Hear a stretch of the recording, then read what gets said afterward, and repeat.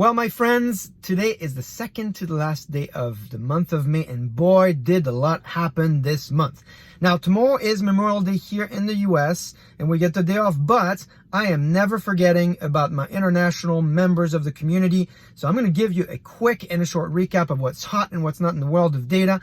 Welcome to the 94th edition of the Data-Driven CarCast, the weekend update, where I review, highlight, and recap for you the top 5 data, AI, and analytics posts of the week. Now, first off, and as always, I want to recognize some of this week's data analytics leaders, folks in the community who have accomplished amazing results and have taken the time to write about them online via blogs and articles. So my first hero this week is Ramet Mehta. He's the head of products at PayPal, and I want to thank him for his expose on describing the company's cloud modernization journey.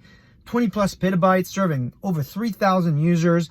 You'll find everything you need in that piece: what to do, what not to do, the value of the cloud, built-in machine learning, and the use of streaming. Really an awesome blog. Thanks, Ramet, for the partnership, and thanks for taking the time to share this as well. My second hero of the week is Herman, the CTO of Tokopedia. This is one of the world's largest online marketplaces, and again, a great blog on what he's learned trying to become an AI-first company. This is a must-read piece. It's got 3 key lessons in there. One is AI first demands data first. We've talked about this in the past. He makes a great, compelling case there. AI should be at the center of your work, and AI benefits everyone, not just the data scientist. Just excellent best practices, great way to kick off the week, and it's great to learn from practitioners like this who are taking the time to write it. So make sure to read the pieces, but also connect with them if you have questions. Now, as indicated earlier, this past week was punctuated by lots of recaps. So today or tomorrow, Forbes should be publishing my monthly recap with some nuggets from Gartner and IDC talking about the latest trends in the industry. On Friday, I talked with Bernard Marr about augmented reality, analytics exchange, data fabric, and also data books that you can't afford not to read. We talked about the book Noise as well as the book The Framers. Great books if you haven't caught them. On Thursday, I talked with Eric about the rise of data exchanges on DM Radio. DM Radio is one of the largest radio shows on data and analytics. And we talked about where data exchanges are today and where they need to go. I equated the data exchanges of the past.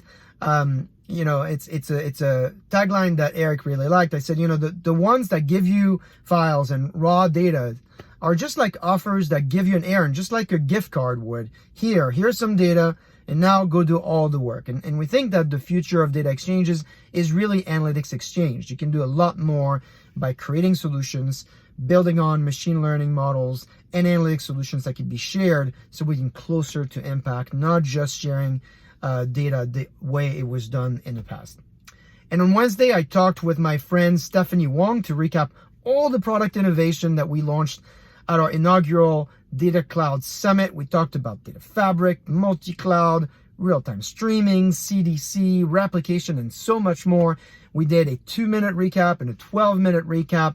Let me know which one you like the most. I know it's a lot of information, so we tried to just make it into segments where it's easy for you not to just understand the news itself, but also understand the context. So I'm curious to see which ones you think are most effective, the 2-minute and the 12-minute. We always want to be shorter for you and more effective, so let me know what works. Now, speaking of shortening the length of video, this week I'm going to try and make it shorter than I typically do it. Every week I do about 8 to 9 minutes here. I'm going to try and keep it to 5. Let's see how that goes. And I want to do that so it gives you time to go check out the links, check out the resources. Let me know what you think. For instance, check out the commentary I provided on the Harvard Business Review piece on culture. I'm not quite in full agreement with the authors, but as always, I'd love to learn from you, your opinion, your experience, and also from the authors themselves. We're here to help each other. All right, well, if you're in the US, enjoy the day off. Resist the temptation to get online tomorrow. And if you're anywhere else, well, I hope this helps you start the week on a high note. Have a great week, and I will see you next week.